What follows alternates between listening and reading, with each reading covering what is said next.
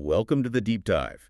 This is your shortcut to being well-informed, and today we're tackling the most talked-about stories in artificial intelligence in this AI brief. Episode 232, I'm Amin. And I'm Leah. We've got quite the lineup today, diving into a rivalry that's, well, it's become more dramatic than anything on reality TV, honestly. Yeah, that plus a truly surprising acquisition bid and a big question about the future of a massive industry. We'll also catch you up on all the other crucial AI news. And wrap up with some of the top AI tools that could seriously boost your productivity right now. So let's unpack this. Okay.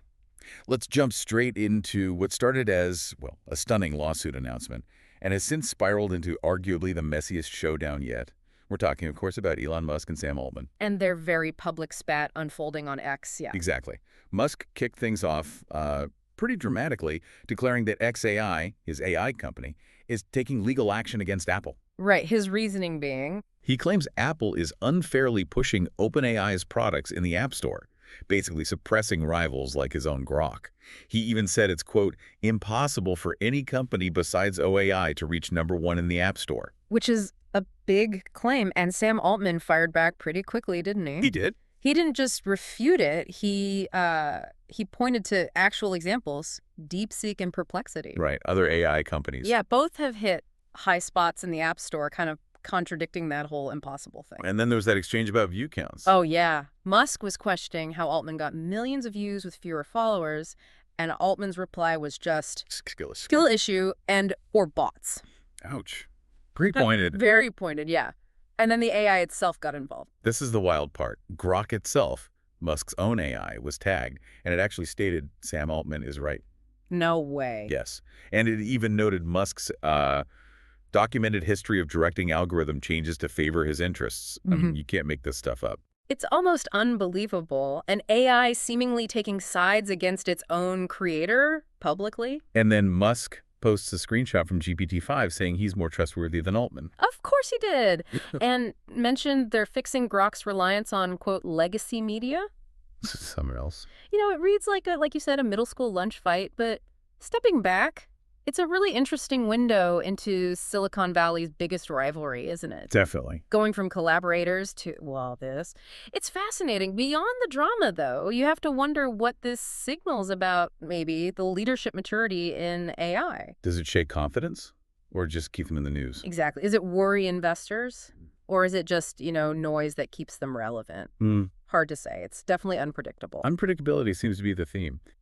And speaking of these high-stakes rivalries, here's where it gets really interesting on that front. Oh. OpenAI is reportedly talking to Merge Labs. Merge Labs. The brain-computer interface startup. The very one, aiming directly at Elon Musk's Neuralink. Wow. Okay, so Altman's involved. He's a co-founder, yeah, but the plan is he won't take an operational role. Alex Blaney is overseeing it. Right, and OpenAI's venture arm is planning to lead the funding round. That's the report, at an $850 million valuation. $850 million. That's their first major bet on brain-computer interfaces, isn't it? It seems so. And it ties back, doesn't it? Altman wrote that blog post years ago, back in 2017, The Merge, about brain-machine interfaces. That's right, The Merge. So this isn't just a random investment. It feels very strategic, a move into a domain his rival has really championed. It feels like a direct shot, especially when you think about Musk's projections for Neuralink, implanting 20,000 people a year by 2031, aiming for $1 billion in revenue. Huge ambitions. So this OpenAI move, it raises a big question, right? What does this tell us about their broader ambitions? It's not just about AI assistants anymore. No, it seems they're looking much further ahead, maybe towards the ultimate human-computer interface, or ensuring their relevance if AI evolves beyond current forms. It definitely feels like a deeper strategic chess game playing out. Absolutely. Okay, so from personal rivalries and long-term visions, let's shift to truly audacious plays. Perplexity. Ah, yes. The bid for Chrome. Right. The AI startup reportedly made an unsolicited $34.5 billion bid for Google's Chrome browser. Billion with a B. They pitched it directly to Sundar Pichai at Alphabet. And positioned themselves as, what, an independent operator? To satisfy potential DOJ antitrust remedies? Exactly. It's the timing, too. Yeah, the scale is just, wow. nearly double Perplexity's own valuation, which is around $18 billion. And they claim VCs have committed to fully fund it. That's what they say, fully fund the whole thing. And this comes just as a judge is about to decide on whether Google needs to sell off parts after that monopoly ruling. The timing is convenient, let's say. Impeccable. And Chrome is, I mean, it's massive. Over 60% of the global browser market, 3.5 billion users. It's the gateway to the internet for so many people. And Perplexity just launched their own AI browser, Comet. Right, so they're serious about this space. Now, is this bid really serious M&A or more like a brilliant, viral marketing strategy? Hard to tell, but it certainly has everyone talking. It definitely does. Yeah. It shows how these startups are thinking big, challenging even the most established players. Okay, now let's zoom out a bit to a whole sector that might be feeling the AI heat. The $300 billion consulting industry. Consulting. Yeah, people are asking if AI is the disruption that finally, sticks. Because the traditional model, charging by the hour, is directly threatened. Right.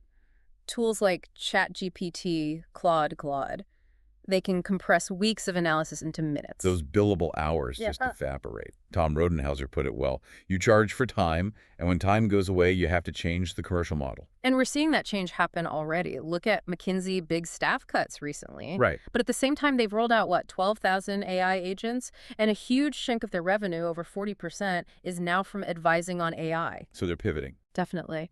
And meanwhile, you've got companies like Palantir, even OpenAI, kind of stepping into that space, helping businesses use AI directly. Stewing traditional consulting work, basically. You could say that, making companies maybe less reliant on those big human-led projects. But the consultants themselves are pushing back, aren't they? Saying it's more than just reports. Yeah, the argument is about the human touch, diagnosing problems by asking the right questions to the right people in the right way, that nuance. The difference between just crunching data and generating real insight. Exactly. That's the claim, which leads to the question, what is the true value? Is it that unique insight or something else? Like the cynical take, Yeah. that they're hired for cover. Right, providing that reputable stamp for tough decisions, the whole no one ever got fired for hiring McKinsey idea. So if AI handles the analysis, what's left for the humans? Maybe guiding clients, managing politics. Perhaps it shifts more to the how implementation, change management, navigating the organization. It's a really interesting space to watch. It really is.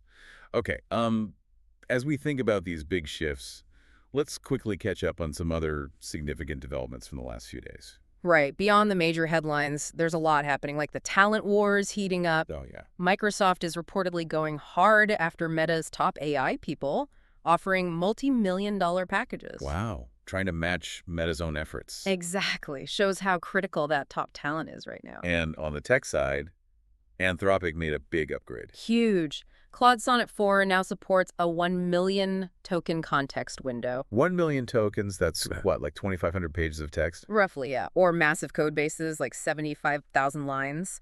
It can process and remember so much more information at once. Big deal for complex tasks. Definitely. And what was that about interactive video? Skyworks Matrix Game 2.0. It's an open source model that can generate minutes of playable interactive video. Playable video generated by AI. At 25 frames per second, it's a step towards dynamic generative virtual worlds. Pretty cool stuff. Very cool. And Anthropic is also making moves with the government. Yeah, offering Claude access to all 3 branches of the U.S. federal government for just $1. Matching OpenAI's move. Exactly. A clear push to get their AI embedded in public services. And a quick clarification on GPT-5. Right. OpenAI clarified. The main GPT-5 thinking model has a 196K context window. That 32K window mentioned earlier, that's for a different non-reasoning version. Got it. So the main model is still very large context. Correct. And finally, Mistral released Medium 3.1. An upgrade. Yeah, showing improvements overall, particularly in things like creative writing. The model landscape just keeps evolving fast. Okay, so let's wrap up with some trending AI tools that you might find immediately useful. Could be game changers for productivity or creativity. Absolutely. First, there's Matrix Game 2.0, that Skywork model we just talked about. Open source, generating playable video, lots of potential there. Then Claude 4 Sonnet, with that massive 1 million token context window for API use. Great for deep analysis of long texts or code. Check out Jam, a new 4B open source model. Seems really good for web search and deep research tasks. Building web apps. V0 by Vercel is an AI assistant designed specifically to help design, iterate, and scale them. Could save a lot of time. And Embeddable lets you build interactive tools for your website just by chatting with the AI. No coding needed for things like calculators or configurators. Need help formatting ideas? Deskrib transforms your raw thoughts into polished documents instantly. Reports, presentations, you name it. If you have international video calls, Ztalk offers real-time translation to break down language barriers. Super useful. And for marketers, Airpost. Turn any product link into, like, 30-plus video ads really quickly. Great for scaling content. You know, what's truly fascinating here is just how fast everything keeps changing. Not just the tech itself, but the whole dynamic between the big players. And how these tools are fundamentally reshaping how we actually work, right? Exactly. How we interact with information, how we get things done every single day. It's a lot to keep up with. We definitely covered a lot today, from those high-stakes Silicon Valley rivalries to really practical AI tools you can use now. We hope this deep dive helps you feel truly well-informed. And if you found this deep dive valuable, we'd really appreciate it if you followed AI Brief wherever you get your podcasts. Yeah, and maybe share it with someone else who also wants to stay ahead in this fast-moving world of AI. Thanks for joining us. Thanks for joining us for this deep dive into the world of AI.